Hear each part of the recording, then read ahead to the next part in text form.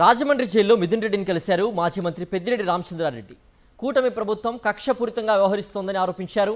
Court చెప్పినా సదుపాయాలు అమలు కావడం లేదన్నారు పెద్దిరెడ్డి.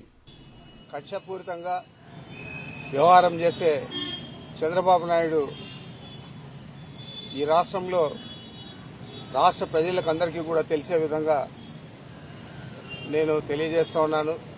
చంద్రబాబు నాయుడు అధికారంలో ఉండి ఈ విధంగా వ్యవహారం చేస్తే గతంలో ఆయన అరెస్ట్ అయినప్పుడు కానీ ఆ తర్వాత కానీ ఆయనకు ఏ విధంగా ఇక్కడ ఇదే జైల్లో మర్యాదలు జరిగాయి, ఈరోజు ఏ విధంగా ఇంత కక్షపూని వ్యవహారం చేస్తూ ఉన్నారు.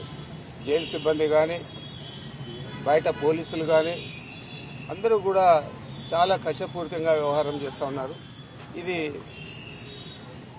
ఒక ప్రభుత్వం చేయాల్సింది కాదు, కానీ ఈ ప్రభుత్వం చేస్తూ ఉంది.